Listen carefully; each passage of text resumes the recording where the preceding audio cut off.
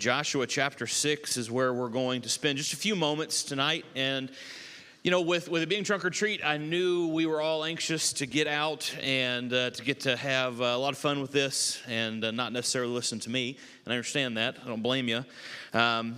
So what we may do is break this up into two, and we might touch on this a little bit next week as well. Because Joshua 6, if you've been here with us, we're doing kind of an overview of the book of Joshua.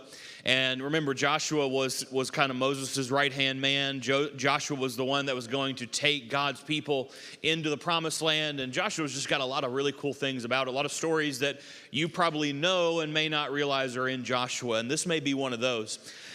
Joshua 6 is the fall of Jericho. Harry did a great job. 2 weeks ago, I was speaking in Aiken and at their fall series, and Harry did a great job outlining Joshua 5. Remember, Joshua 4 was the memorial stones being laid out before God's people. Now we finally get in to chapter 6 and the fall of Jericho, and we sing songs about this. The walls of Jericho come tumbling down, right? But there's good reason for this, because Joshua is miracle after miracle after miracle. I've said this before, but Joshua would make a great movie. It does not need Hollywood's help to be an incredible story. There's so much in here.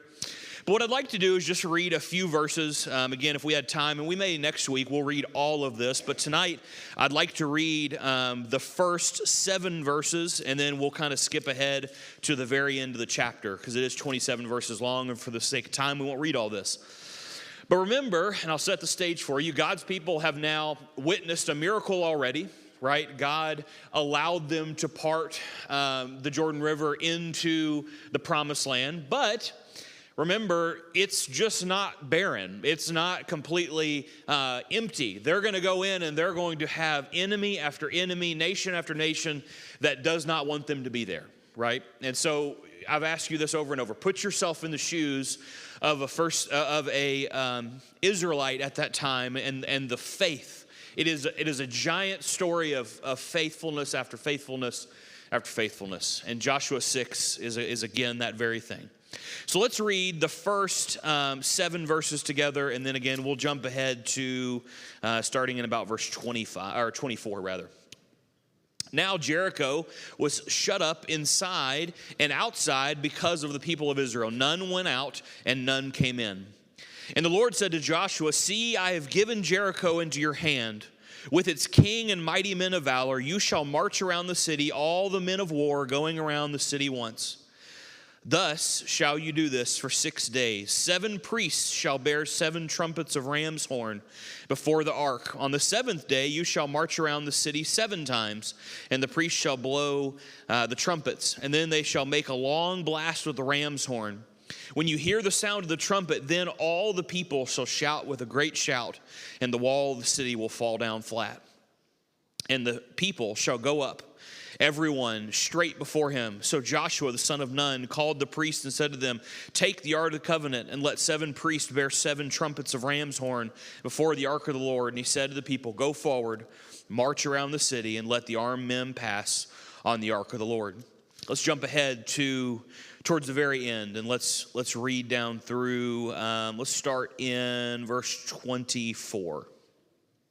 It says, "And they burned the city with fire and everything in it. Only the silver and gold and the vessels of bronze and iron were put into the treasury of the house of the Lord. But Rahab, the prostitute, and her father's household and all who belonged to her, Joshua saved alive. And she had lived in Israel to this day because she hid the messengers whom Joshua sent to spy out Jericho. Joshua laid an oath on them at that time, saying, Cursed before the Lord be the man who rises up and rebuilds this city. At the cost of his firstborn shall he lay its foundation. At the cost of his youngest son shall he set to its gates. So the Lord was with Joshua, and his fame was in all the land."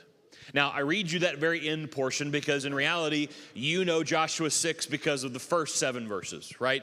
They're going to march around the city, they're going to blow the horns, and they're going to shout, and the walls will come tumbling down. That's what you more than likely know about Joshua 6. But I wanted to read the end of this because it tells us 2 things. One, it shows the faithfulness of God, right? Remember the scenario, the situation that they had with Rahab was, if you will hide us, if you will remain faithful to God, we'll remain faithful to you when we come and take Jericho. And this is exactly what they did. This is the fulfillment of the promise to Rahab. But I also wanted to read verse 27 because this sets up a lot more of the book of Joshua.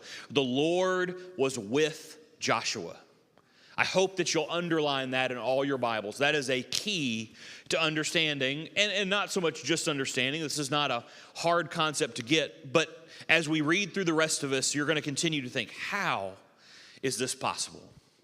How is A, B, C, and D continuing to happen over and over? And I'll point you back to Joshua 6:27. The Lord was with Joshua, and his fame was in all the land. So again, tonight's going to be a little bit abbreviated, but I want to give you a few lessons from the fall of the walls of Jericho. And again, the walls of Jericho, this is not a song we made up. This is not something that's unique just to the book of Joshua. If you look back in ancient history, and many historians will and have chronicled the walls of Jericho. They were known throughout the land to be almost impenetrable. Right, we look in Greek history, and they have stories like, the Trojan horse coming in and fighting outside of some of these big citadels and things.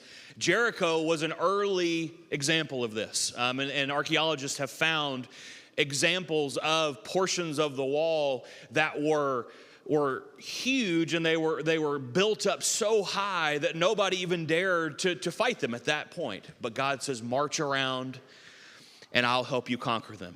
Lessons learned from the walls of Jericho. Number one, follow God even when the journey seems impossible. I want you to imagine yourself looking at the walls of Jericho that, again, had been there a long time. Jericho was not a new settlement. So this was something that more than likely they would have been at least familiar with on the topic. They would have known of Jericho, the fortress of Jericho. And they would have heard that it was impenetrable, right? Nobody can get into Jericho unless the people and they want you to come in. God comes, and let's look back at the beginning of chapter 6. God comes and through Joshua tells them, not only are you going to take Jericho, but here's how you're going to do it. You're going to just march around for 6 days. You're going to blow these trumpets of ram's horn, and on the seventh day, the priests are going to make a long trumpet sound, and the walls are going to come tumbling down. Would you have believed Joshua? Would you have believed God? Would you have felt confident in what you were going to do? I think for most of us, the answer would have been no. We just said, God, I know what you just did. I know you just helped us cross over into this land. I know that you have gotten us out of Egypt. And see, that's the catch-22, right? God had continually provided for Israel. As unlikely as this story may sound, they've got every reason to believe. But so do we. But sometimes we don't. We look and we've seen the greatest miracle, the greatest story ever told in Christ. We talked about it this morning at length, yet we still doubt. Right? They had even more physical, tangible proof. They had seen, many of them had been there when God dried the Red Sea, when God allowed them to escape from Egypt.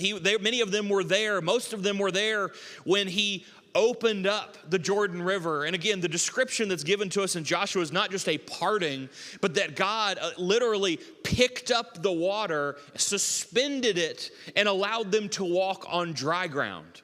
Not just that he had stopped the water temporarily, but that he had picked it all up, even out of the ground. It says the ground was dusty as they walked across. Can you imagine putting yourselves in their shoes? Follow God even when it seems improbable. What Joshua and the Israelites were up against may have seemed impossible. I'm certain it did. We're going into a citadel, we're going into a fortress that's never been taken. But they followed God anyway. The biblical story of Jericho reminds us to lean on God and put our trust even when it doesn't make earthly sense. Even when our mind and our heart and all of our instincts says, this cannot be right. God is continually faithful. God continually shows up and does the impossible over and over again. Number two, God is purposeful, not random. God is a God of purpose. He's not a God of chaos. If we look and we see all throughout Scripture, God did not instruct Joshua and his army to storm the city. He had meticulous steps to be taken to achieve the outcome that God had already thought up. It was very specific. It was very purposeful as to how this was supposed to be orchestrated. And if you look at the parallels of this, that's not dissimilar from our lives, right? A lot of times we would rather, as my grandparents used to say, be bull in a china shop. We would rather charge in with full energy and just figure it out as we go. Does that not feel like our posture towards life sometimes? And not to say that there aren't times where footloose and fancy-free is not the way to do it. But more times than not, we get in trouble that way. That's certainly what they probably would have wanted to do. Because again, I keep saying this, put yourself in their shoes. They've wandered for decades waiting for this moment. And God says, not only I need you to wait a week, but I need you to just march around this place blowing a ram's horn over and over again. Can you imagine what they were thinking? But we look at our lives, and again, we kind of want to rush in. We want to be like what I'm sure the Israelites wanted to be. We want to rush into Jericho. We want to take the city. We want to do it our way. But God says, hold on. If you'll follow my steps, I've got a better plan. It may not make sense at first, but consider my plan. Consider what it means to follow after me. And we see, and again, a verse that we're very familiar with. We looked at it this morning, Romans 8 and verse 28. We know, and again, this is not prosperity gospel, but it is a truth that Christians need to understand. And we know that in all things, God works for good for those who love him, who have been called according to his purpose. As Andrew did an amazing job this morning. That may not be on our timeline. That may not look exactly like we want it. But for those that call him Father, those of us that are Christians, God takes all the things, all the chaos that we can't make sense of, and at some point, he makes it good. Whether that be on this side of eternity, or as Keith likes to say, on the next side of eternity. God is purposeful, not random. And lastly, number 3, we are not sufficient in ourselves. We need God. You know, the Israelites could have marched around the walls of Jericho 1,000,000 times. They could have walked around. They could have blown every trumpet known to man. They could have done it 1,000 times over. And had God not stepped in, it wouldn't have meant anything. In the same way that had God not set aside something beautiful and said, hey, you want to become part of my family? Go into the waters of baptism. I'm setting this aside as something unique and special. They could have walked around the walls over and over and over again. They could have blown that horn 1,000 times. They could have shouted until they lost their voice. But without God's power, the walls of Jericho would not have fallen. That's still true for us. We can go through the motions of life as much as we want, but we need God to win the battle. God empowers us to love others, to overcome obstacles, to have relationships, to need God in our friendships, in our careers, in our marriages. Friends, we can go through the motions. We can even do it the way God asks us to do it, but without the confidence that God is the source of that power, friends, we're missing it. We're missing it. God says, I don't need you to go through the motions. I don't need you, God, again, if we could have inferred this, God didn't need them to walk around the walls of Jericho 7 times and blow the ram's horn for those walls to fall down. God could have at any moment thought it, and those walls were coming down. Like most of the things God does, the purpose of walking around, the purpose of blowing the horn was not for God, it was for the Israelites. Do you have the faith to do the thing that I ask you to do, even when it doesn't seem right, even when it doesn't make sense, even when you don't understand all of it, when you don't have the privilege of hindsight looking back on decisions to know if it's right or wrong? Will you have faith? Will you have faith in me to go and make that choice? Obedience in God matters. Their obedience in God matters, and our obedience matters. That is, in essence, the story of the walls of Jericho is just a great story about obedience. It's a great story of faith that we tell our kids because it's so easy to visualize, right? They walk, they blow these trumpets, and the walls come tumbling down. But there is spiritual truths that I hope we don't miss as adults.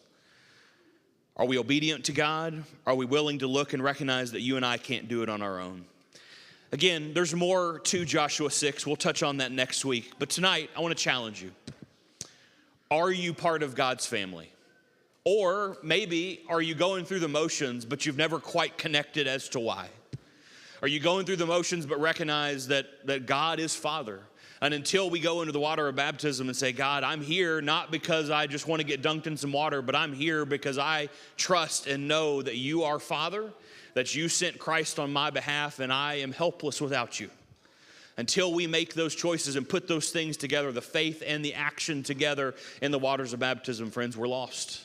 But we have an opportunity to be found. We have tonight. If that's your need tonight, we'd love to help you with that. If we can do anything for you, would you come let us know about it as we stand and as we sing together?